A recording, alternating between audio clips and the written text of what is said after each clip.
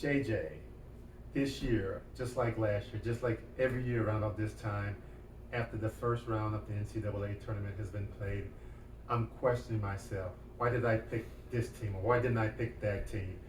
Can you help me provide comfort to my picks? Why I did what I did. Let me know what's going on in the tournament. I'll do my best. Okay. Let's do it. Welcome to Breakdown SEC versus the Big Ten. In today's agenda, we're talking the NCAA tournament. JJ, Sir. how's your bracket? Well, which half? The left half is doing okay. Okay. Half of it's doing okay. How's yours? How's mine? Yeah. Well, it depends on which bracket you're talking about. 'Cause, you know, if I don't, let me ask you this question: do you believe in one man, one bracket, or can I have like 5 or 6 brackets? I hold myself to one bracket, but you can Oh. play. You can do it however you see fit, I guess. Then, if I give you my first bracket, you ask how is it? You don't want to know. I think I might know. Okay. Hey JJ, Yeah. after week 1, which conferences are looking strongest in the tournament? Well, that would be the Big 12, like we all thought. Okay. That's one conference. They came in with 6. Now they got 3. We're down to 16 teams. Yeah. Big 12. And of course the ACC, just like everyone thought. What did I say about the East Coast? I don't know. You said Well, let's scratch that one. you Then. said not to believe in it this year. You're correct. The ACC is doing well. Anything else? Any other conference? I mean, the Big East has multiple representatives. Okay. Well, there's only 2 with 3, and you named them both right off the bat. The Big 12 and the ACC. Yeah. I want to mention really quickly about the Big 12 Okay. because I think TCU got shafted against Arizona last night, but that's just my own personal opinion.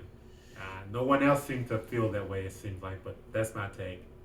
It was a controversial foul, but I think the better team ended up winning, and I'm not sure if I'm as adamant or vehement about the outcome of that, but I'll let you take a lead on that one. Well, no, I'll move on. Okay. I'll just talk about the players. Okay. Are there any players having an exceptionally good tournament?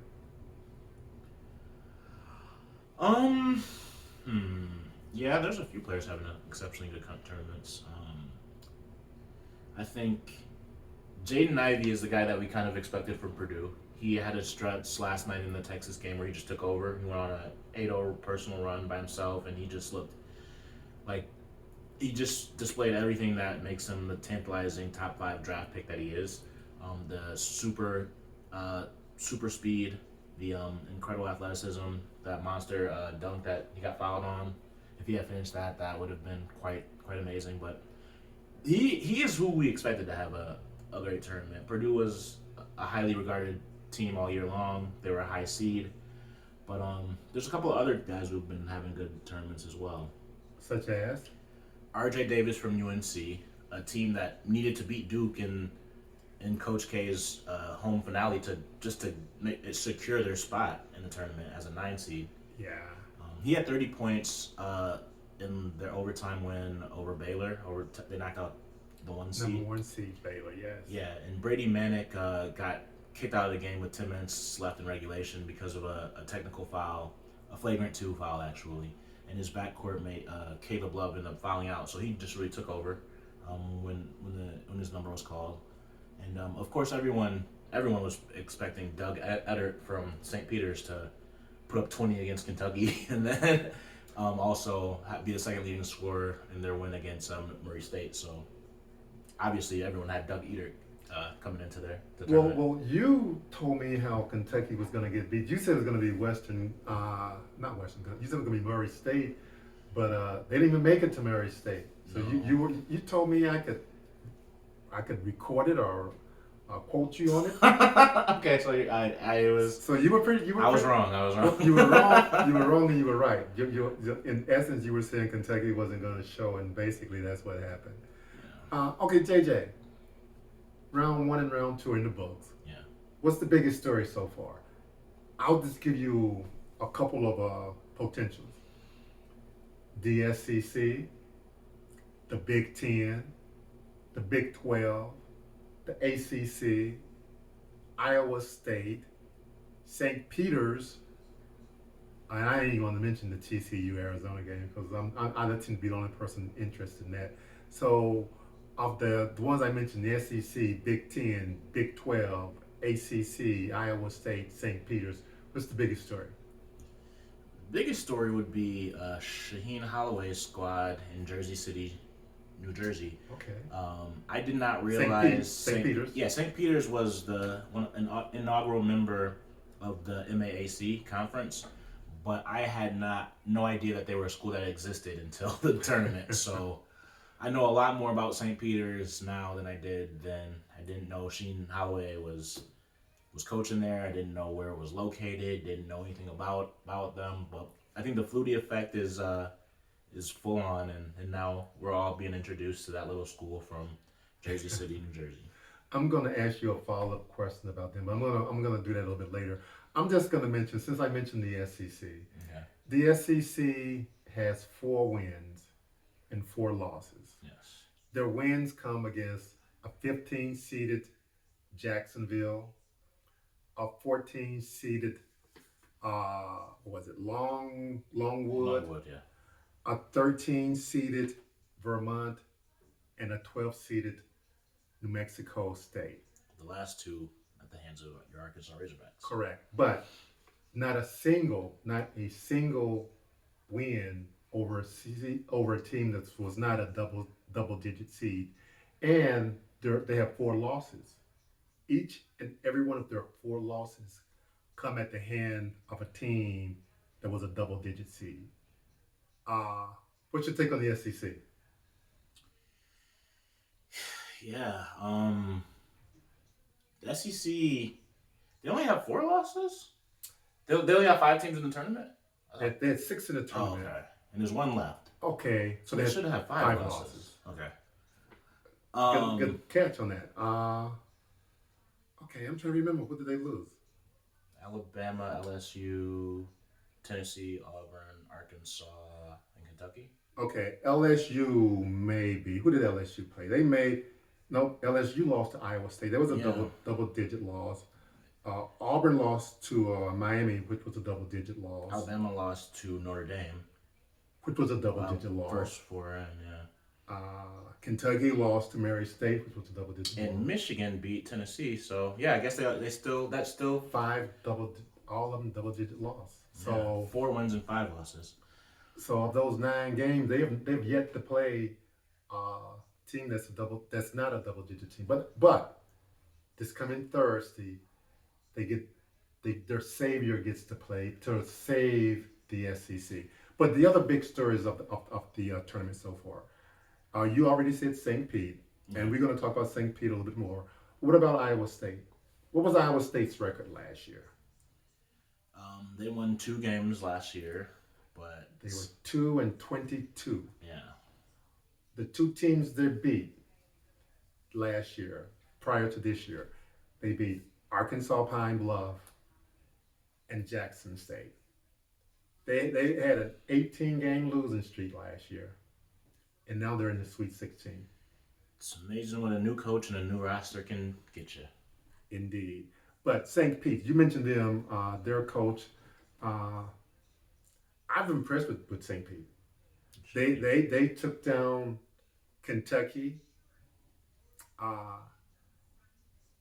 If you were a Kentucky fan, Kentucky were 9. They were what, 9-16, 9-18 last year, something like that. And this year they lose in the first round. Mm-hmm. Kentucky fans ain't happy.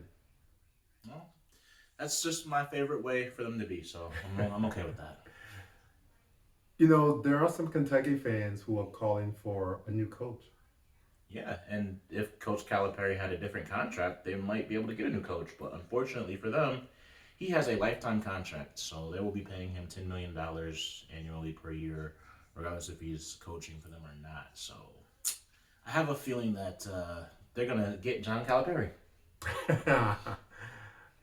So they're going to get rid of their current coach and get their old coach. They don't have the ability to get rid of their current coach. Even Okay. with the SEC money contracts, they gave him an insane contract and they are now paying for it. JJ, I don't want to spend too much time talking about coaches, but simply hit coaches. Let's talk really, really quickly about the SEC and their coaches. At the end of this season, how many coaches are going to be changing spots at the SEC? How many coaches in the SEC coach this year won't be coaching their team next year? It was 6, right?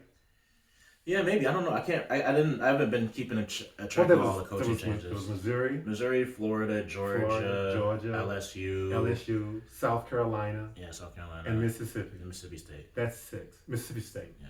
That's 6. 6 out of 14. Is it my? One is extenuating circumstances, though. I'm not going to put the Will Wade fight. Like that's a completely different thing for me. Okay, understood. But I just wanted to touch on that really quickly. AJ, let's get back to the tournament, the Sweet 16. Okay.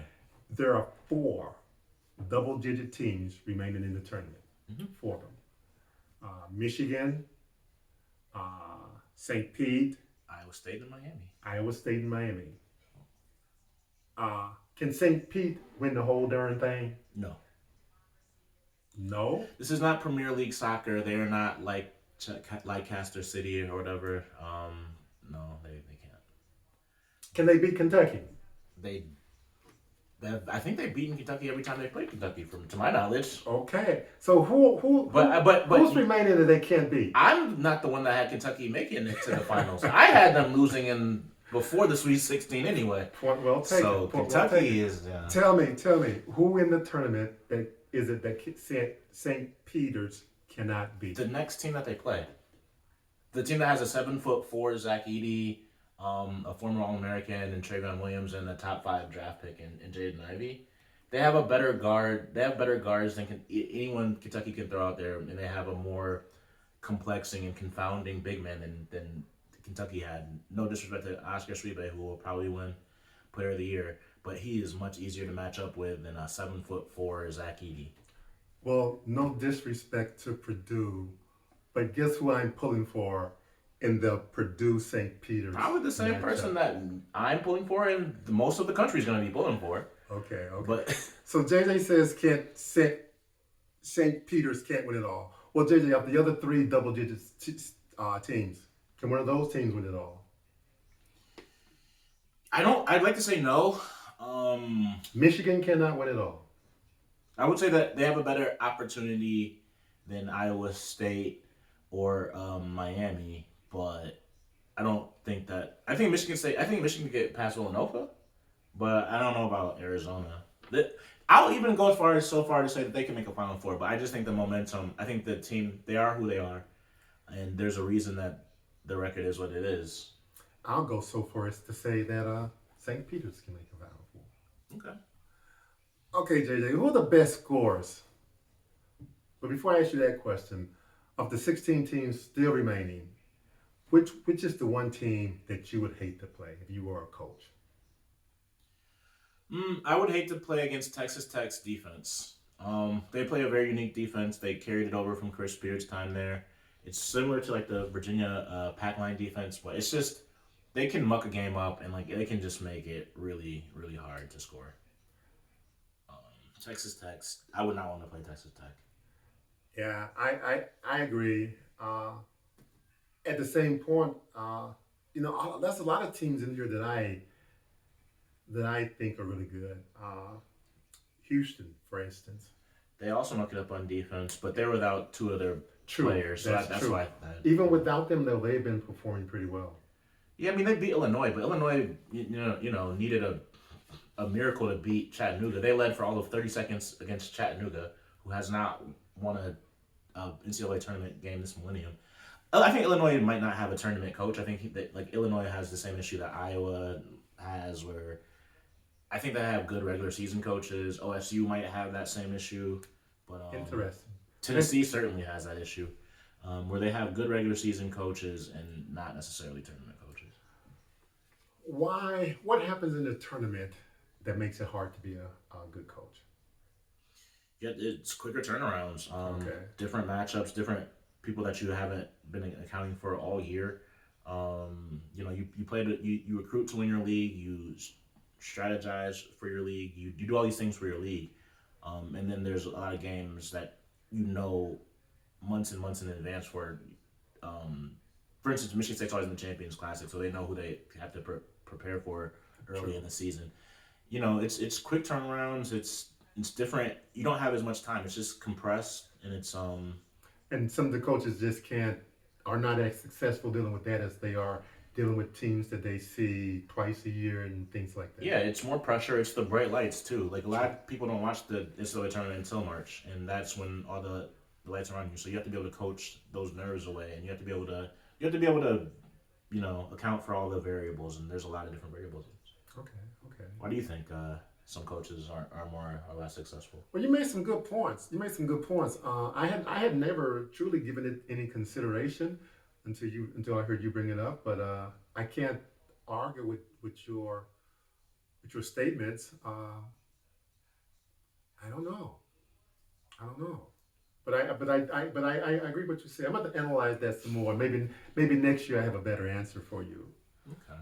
Okay, JJ, with the 16 teams still remaining, are there any players who you say are really good scorers or really good shooters still in the tournament that the opposing team really need to watch out for? Yeah, some of the best scorers in the nation are still out there. Ochai Agbaji is like the the the leading scorer of what's left in the tournament from Kansas. Okay. He's put up a good 20 some points per game, and he's going to finish top five for the Wooden and Naismith Awards for Player of the Year in the country. And he'll be a first round draft pick in this year's NBA draft. Hunter Dickinson is also, I think he's the second leading scorer left in the tournament of all the teams that are left. And he, put Michigan on his back against Colorado State Yes. and against Tennessee. They could not account for him. I mean, he was making threes. He hit multiple threes in both games. Um, He got the moves down low as well. Absolutely. How good is he, JJ? He's going to struggle switching on defense, but I think he's going to be a really good NBA player. He's a decent passer. He's going to have to become a better passer. He's going to have to become better laterally, but he's a very intelligent, high IQ player that can do a lot of things, and he's a seventh player. So the knock against him is, for most big guys that stay past their freshman year, it's always lateral movement and can they move their feet when they get switched on to guards. I was about to ask you about his quickness, but you addressed it already. And then the third leading scorer in the tournament would be JD Note, who did not have a great game in the last outing against New Mexico State, but I think he still put up 18 points. In that neighborhood. Yeah, on a lot of shots, but yeah. So those are the scores. What about shooters? Are there any shooters? And tell me the difference between a scorer and a shooter once you give me your shooters. I think it's being able to stretch the defense and be able to step out past the three-point line, provide spacing. So Colin Gillespie makes three-pointers a game. He's one of the best three-point shooters in the country. The biggest player of the year from Villanova. Okay. And he's who Michigan will have to account for in their next game.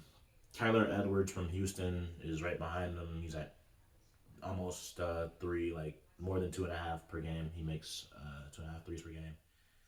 And then Arizona has a Estonian player named Kerr Krisa. I'm not entirely sure how to pronounce his last name. I know his first name is Kerr. But he shoots the lights out. And to wrap it up, I'd say Brady Manick from UNC also shoots over 2.5 per game. Makes over 2.5 threes So we got the scorers and the shooters. If you were a college player, would you rather be a scorer or would you rather be a shooter? I'd be a maker. Be a maker. You'd be a maker. All right, then. It's better to make than to shoot, right? Than to score or than to shoot. That's one of the things that me and John Calipari can agree on. There's not a whole lot, but that's one of his famous quotes. He has a lot of shooters. We need makers. I agree on. Okay. A lot of people can shoot the ball. It's about whether you can make them. Okay, JJ. We've kind of reviewed week one. I want to talk specifically for a moment about the SEC and the Big Ten. Okay. And then after that, I want you to talk about the games in the Sweet 16. So on the SEC and the Big Ten, let's hit the SEC first. Okay. Question to you. did the SEC choke week one? I mentioned already there are 5 losses, all to double-digit seeded teams, and there are 4 wins, all against double-digit seeded teams. Did they choke? Yeah, I mean they were favored in every team that they lost to, and they lost to 5 teams, and there's one team remaining. I mean the thing is they only got 6 teams in the tournament, unlike the Big Ten. But the 3 of the Big Ten's teams that made the tournament were in the play-in game or 11, 12 seeds. So Okay. The lowest seed that anyone in the SEC had was LSU was a 6 seed, Alabama was a 6 seed. So yeah, they absolutely choked. They had a really bad. They've had a really bad tournament. So I agree that they choked and they have a bad tournament. And even like the one team left standing, Arkansas, did not look good in their win against New Mexico State at all. Let me ask you this question: was last year's Big Ten Week One results as bad as this year's SEC results from Week One?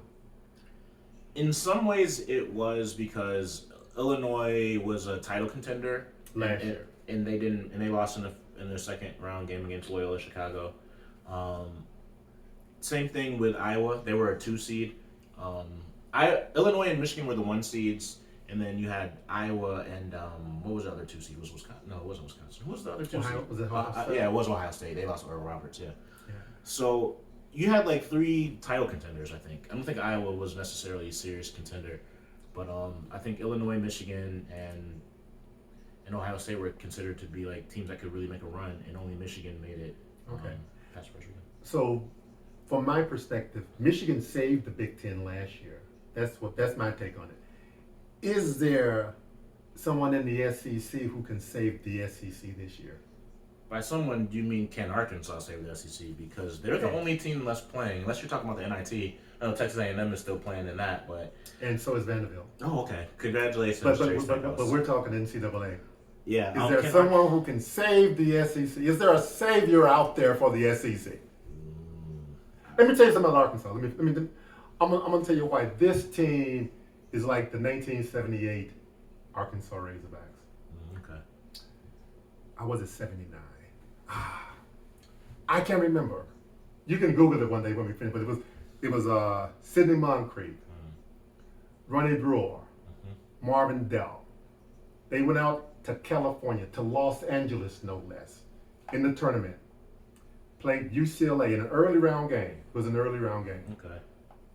Played UCLA. This was 78. Played UCLA. Beat them. End up going to the Final Four. Lost to Kentucky in the Final Four. And back then, they had what they call a consolation game. It was the very last of the consolation games. They played Notre Dame in 1978. And they beat Notre Dame in the consolation game.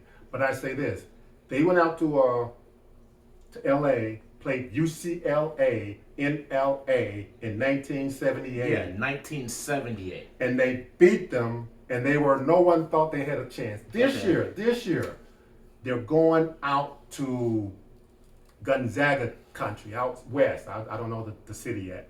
Nobody think they have a shot. Take it to the bank. Arkansas wins. What they had on that team though was a guy who would in 1980 would get drafted in the top 10 picks of the NBA draft, and Sidney Moncrief. Arkansas does not. Sidney Moncrief was drafted 7th, I believe, or 4th, when he got drafted. That's the top 10 pick. Okay. Yeah. Okay. So Arkansas doesn't have one of those people, and unfortunately, they played the UCLA team, the 1978 version of the UCLA, not the 1968 version. Or one of the teams that had, Bill Walton, Lou Alcindor, or John Slick Wilkes, or something like that. They played the 1978 version. Unfortunately, Arkansas has to play against Gonzaga, who's going to have a first-team All-American and Drew Timme and a top 3 draft pick in Chet Holmgren. So that's a great story and everything, but unfortunately, the outcome I don't think is going to be. I am so looking forward to our next broadcast. Okay. I ain't gonna tell you I told you so. I'm just gonna smile. Yeah, just like you told me so with Kentucky. Okay. The Big Ten had a savior last year in Michigan. My My number 2 over here is telling me that the SEC does not have a Arkansas could beat Gonzaga. Gonzaga struggled against their first round opponent. I can't remember their name.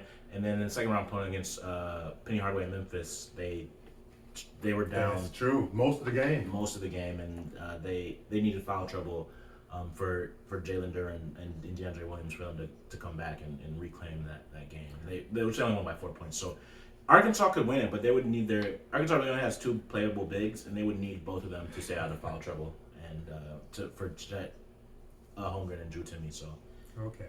But I think Arkansas does have the guard advantage in that game. Well, Jay, we may have stayed on that subject a little bit longer than I want to. I'm going to move a little bit quicker. You staying on the Arkansas Razorbacks? That never happened. I'm going to try to move a little bit quicker. Okay. Kentucky, like I said, it was 96 last year. Lost early in this round. 9-16. 9-6 would have been okay. I'm sorry, 9-16. They're fans. Yeah, I mean, look, the past 2 years, 2 years ago was the worst season in the history of Kentucky basketball. Over 100 years. Documented. It's statistically the worst season. Okay. This season, they had the worst loss in Kentucky history, arguably. I mean, it could be the 2014 loss to Wisconsin when they were undefeated up to. I would say this one was worse. Give or take, considering where they're currently at, I would say that this one is worse, just because everything is so up in the air. Yeah, they are upset, but they are a very entitled bunch. So if they're gonna, I'm perfectly fine with them being upset. They don't deserve to make it past the first round any more than St. Peter's did. Let's hit the Big Ten really quickly, and just on as what Big Ten team has the best shot of making it to the Final Four? Purdue. Tell me why. You say Purdue. I mean, Purdue is just because there's 2 Big Ten teams playing. Well, Michigan has to play Villanova, and if they get by Villanova, they probably have to play Arizona. Meanwhile, Purdue gets to play a 15 seed. What did that 15 seed do to a number 2 seed? Not what they were going to do to the number 3 seed. I'll tell you that. and I don't think Kentucky should have been a number 2 seed anyway. But that's anyway. I think Purdue has an atrocious defense in their top 5 in offensive efficiency. And 17 of the past 18 champions have been in the top 15 of both. And the one champion that wasn't was like 18th in defensive efficiency. Purdue is like in the 70s. They're not even in the top. They're not anywhere near the top 20, which is what history shows you need. You need to be top 20 in both. They're not anywhere near it, but their route to the championship. I just like the matchups. I think that they can beat a North Carolina team that barely squeaked into the tournament, and I think that they can beat a St. Peter's team that I didn't know existed a couple weeks ago. So. And you are the basketball expert, and you didn't know St. Peter's. I was reading after that apparently St. Peter's is the hardest job in their division because of like their endowment. Like the head coach Shaheen Holloway makes less than the 4th assistant on Kentucky made, and their entire their entire basketball program makes less than I think Kentucky's assistants put together. We don't even have to talk about John Calipari, or we don't even have to talk about that. Obviously, they're not going to make anything comparable with that. But the entire pro athletic department or basketball program at least makes less than the assistants. So it's an incredibly hard job. Given that scenario, JJ, I'm going to be a little bit torn when they meet Arkansas in the Final Four this year. Okay. I'm going to be a little bit torn, but I know who I'll be pulling for. Okay. JJ, you say Michigan does not have the greatest chance as Purdue. I want to ask you a question about Michigan.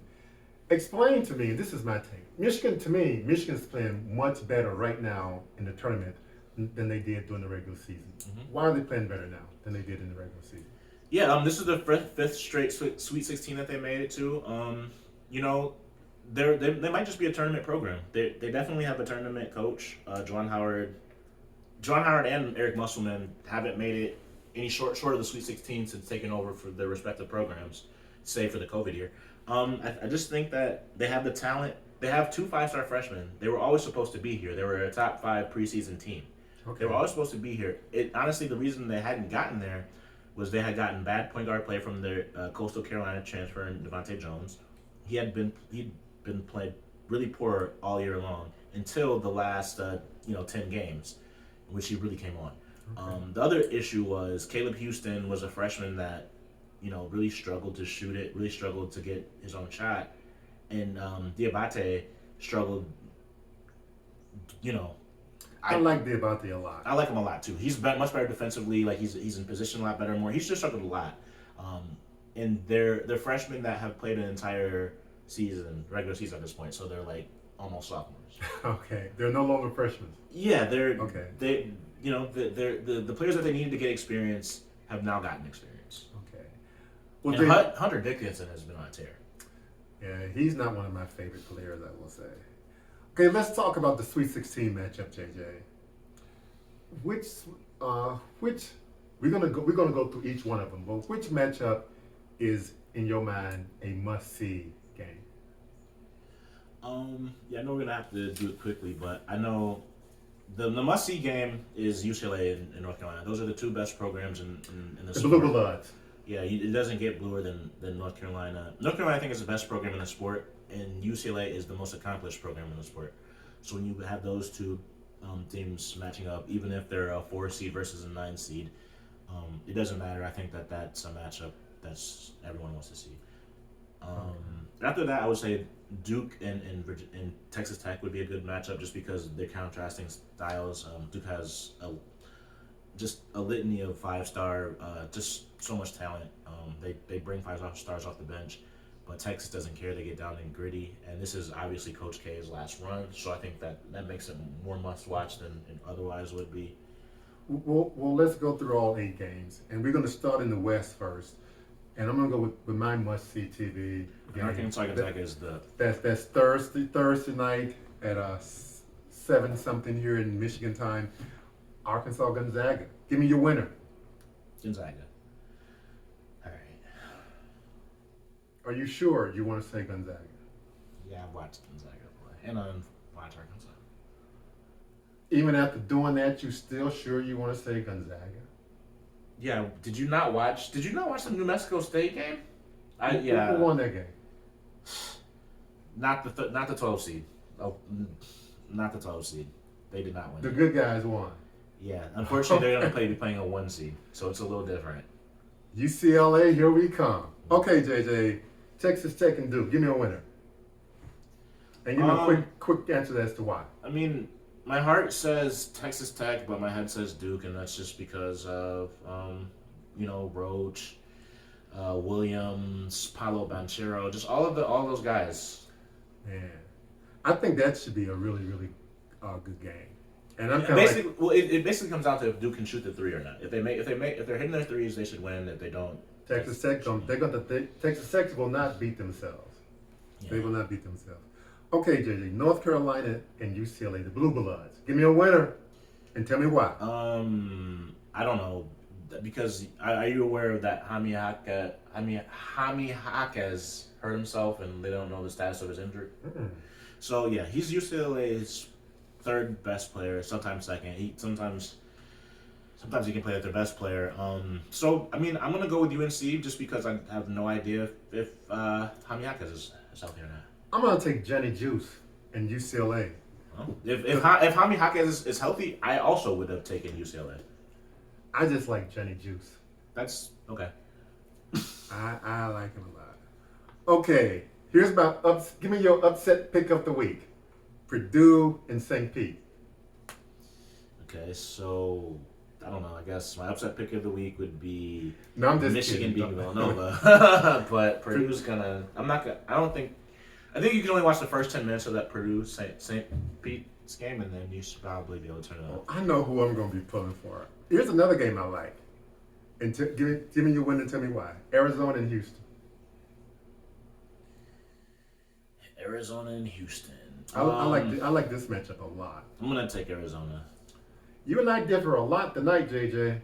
Usually we kind of on the same page. Well, I want to be on the side of Vegas, so you can be on an island. No man is an island entire himself. Okay. Every man is a piece of the continent, a part of the man. Give me Michigan and Nova. Who you got? I'm gonna take University of Michigan. Tell me why. They don't foul that much. This is a double-digit seed you're picking here, JJ. Yeah, Villanova I think has a chance to be the all-time best free throw shooting team. I think if if their season ended today, like they would be. It's real close. I think you're right. Michigan doesn't fall that much, and I think Michigan just matches up incredibly well with Villanova. Like I am not. Does Villanova match up incredibly well with Michigan? Unfortunately for Villanova, I don't think that they do. Interesting. Yeah, I think Michigan has a lot more athletes. I think they have a lot. But Villanova, they have shooters. They have shooters. You and I are definitely on different pages today. Okay, 2 more games, JJ, before we get ready to get out of here. Kansas and Providence. And then, well, not get out of here, but talk a bit more. But let's 2 more games in the Sweet 16. Kansas and Providence. Yeah, so I think Kansas has a cakewalk to the Final Four. So I'm gonna take Kansas. And this is one where if you actually betting money on, if there are like any odds out there for Kansas to make the Final Four, future odds, I think that they wouldn't struggle at all with either Iowa State or Miami. I've seen them play Iowa State this year. I haven't seen Miami, and Miami, has Wong and they have some athletes, but I think Kansas has their path to the Final Four has just opened up beautifully for them. I wouldn't sleep on Providence because Providence has the Lansing, Michigan connection on their bench. We do have LaDante Hampton, yes. That's right, an assistant there. But played at Lansing Eastern. This is the farthest Providence. And then played at Providence. Yeah. So I kind of want to pull for the homegrown guys, but I'll be rooting for Providence for sure. But I kind of, I would not be betting. Would you? Are you gonna put your money on Providence? No. Okay. No, I wouldn't. I like Ed Cooley. He's a Providence guy through and through. He was born and raised in Providence, Rhode Island, and I like him a lot too. He's taken the program to heights they haven't been since the mid '90s. Okay, the last of the Sweet 16 matchups on my bracket: Iowa State, Miami, Florida. I'm gonna take Miami. I think they have a better coach. Jim Larrañaga just signed an extension. And he's real loose. You saw the post game interview. He was talking. It's like the only reason we decided we had to win was to keep Charles Barkley from taking his shirt off. We couldn't have them doing that for Auburn. I think they're playing hot right now. They're playing better team right now. I think their win against Auburn was a little more impressive than Iowa State's win against Wisconsin. So we got 2 double-digit teams playing right here, Mm-hmm. 10 and 11. You're going with the 11. I'm the 10. I'm going with Miami. I'm going with the 10. 15. Miami the 10. That's a toss-up for me. I like the story of Iowa State being 2-22 last year. It's a good story. And getting here now.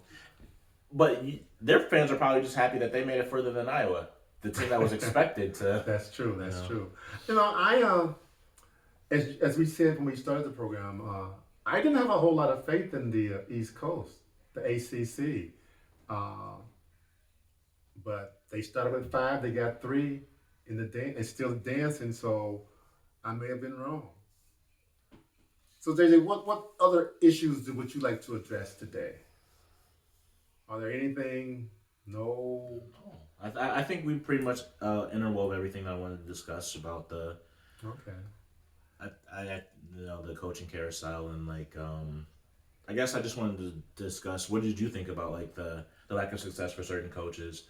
You have regular season Rick, who is 25-26 and in his postseason performances now. Fran McCaffrey from Iowa, who I don't think he's ever made it to a Sweet 16.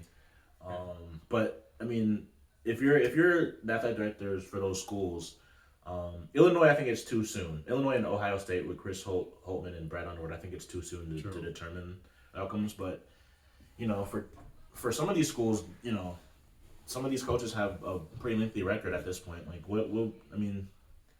Their success obviously was going to prevent them from having changes being made just because of how successful they are in regular seasons. But do you think that there's anything that they need to do to be more successful in the tournament? As I said, I had never even considered that probability until you mentioned it, and I think it's a valid evaluation on your part. I really do, and I'll look into it and see. Maybe that's it. This time next year I have an opinion, but it's Sweet 16 time. Basketball is king. Don't sleep on the SEC. If you like the program, give us a thumb up. Give us a comment. Tell us your Final Four pick. If you think Arkansas is going to beat Gonzaga, as most of America probably thinks, put it in your comments because the more favorable comments we get for Arkansas, the happier I will be. All right, that's it, Indeed. JJ. We out of here. WPS. We'll pick Suey and All right. go blue. You could have left that last part.